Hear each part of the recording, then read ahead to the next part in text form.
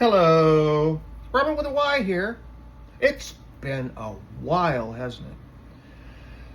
A lot has changed. Not much has remained the same. I'm 1 week away from my bottom surgery. Can you imagine that? It seemed to be so long ago that I was talking about, oh my God, I need to do this. Now it's next week. It brings me to a dilemma. I'm having a little bit of financial difficulty. And I hate to ask this, I really do. But I'm going to ask you to look in the link below after this video and contribute whatever you can to my GoFundMe page to help me pay for this life-saving surgery that I got. And it's life-saving because I really didn't want to live before. It's hard to live in the wrong body. It really is. And when you have an opportunity to change that, you want to grab it for all it's worth. I had that opportunity, but it was almost snatched away from me. It was snatched away by a very jealous narcissist. By a woman that I got involved with, that I fell in love with, that eventually ended up telling me that she had fallen in love with a reflection of herself. But I'm not a narcissist, she said. I'm speaking, of course, of Plea, the woman who I fell in love with last year.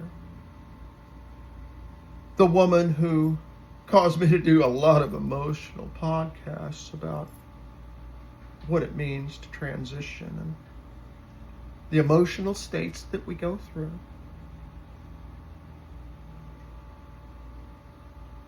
I'm recovering from that. It was a long road because Plea was a person who liked to manipulate people. As you can tell from the comment that she gave me, that she had fallen in love with a reflection of herself.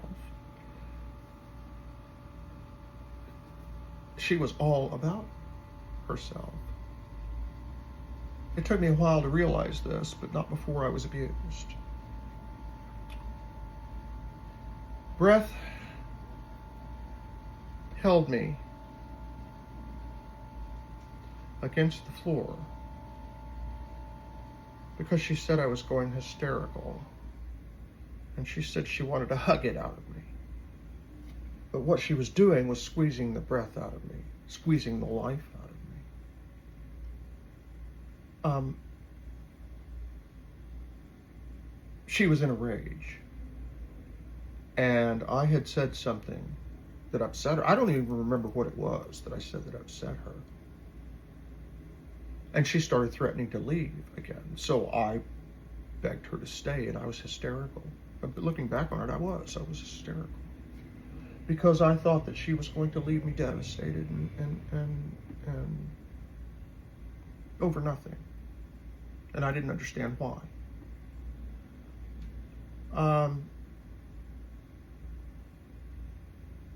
She held me down and then told me that it was my fault that she held me down. And the only way I was able to get away from her, and I honestly felt like I was being crushed to death. The only way I was able to get away from her was to use my last little bit of breath that I had and scream to the top of my lungs, "Help me, she's trying to kill me."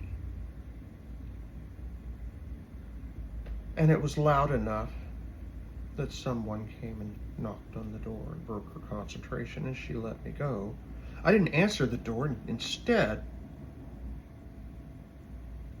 I went to the corner and cowered like a child. I was scared to death of this woman. You see, she was an ex-Navy SEAL. She had me in a combat hold. She was having a flashback to her Navy SEAL days, she claimed. She told my therapist that she could have killed me and everyone in the apartment complex, so she had to go. She went to a shelter, stayed there. She got raped the first night. She blamed that rape on me. Now, I don't know the circumstances why she got raped. There's never an excuse for anyone to commit rape. But to blame that on me when she made the decision to go to a shelter because of her actions, that sent me further into a tailspin. I changed the locks on the doors. I sent her into a rage. She befriended the police. I had no recourse but to leave town because she threatened my life. I moved to Seattle at the behest of Priscilla Frey. Priscilla I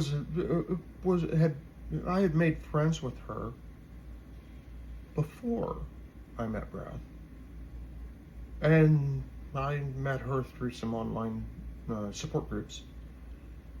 We had become good friends, and she recruited me to come to Seattle. I came to visit her in January, and I fell in love with the place. Ended up leasing an apartment.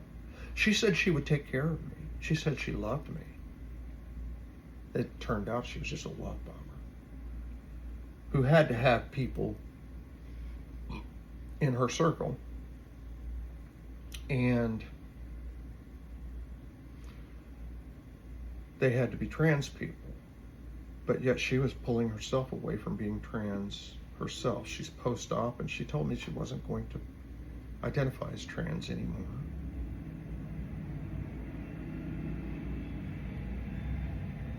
She started pulling away from me. I found out later that she had fallen in love with a masked lesbian, and I was the price of admission. She had to throw me away. But that left me devastated. I moved here. It was an expensive move. It would have cost me a lot less to move somewhere else in California. And my ex wouldn't have known where I was. But I fell in love with Priscilla. And when I told her so, she said, "I can't be your friend anymore," and left. So that brings me to here. My big problem right now is that I've started down this road. This is a point of no return. I need to follow through. I wouldn't back off of it if I were given a choice at this point. But my surgery's coming up in a week. I've spent money out of my pocket that I really don't have.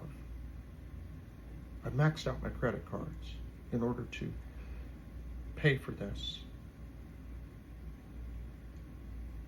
I'm asking for help. I'm asking if you can go to the link below in the comments section. Go to my GoFundMe page. Give me 5, 10, 15, 20, 50, whatever you can afford, please. I don't expect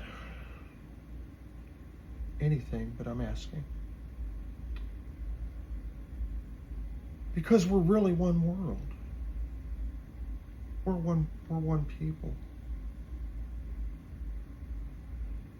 Now, I know there's going to be some detractors here that say get a job, or you're really a man, be happy with God gave you. That's not the point here.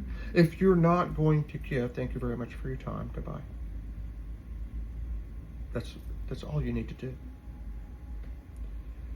But if you feel like you can help, and if you have the means, please help me. Help me live the life that so many has tried to take away from me. That's all I'll say right now. I know it's hard to listen to some stories. Everybody has a story, but I thank you for listening so far. And if you can't donate, please share. Maybe there's someone out there who does have a generous purse, who doesn't mind giving. Thank you in advance. And I will be around. I plan on starting my podcast back up again. It'll give me something to do while I'm recovering. Until then, this is Robyn with a Y. Bye-bye.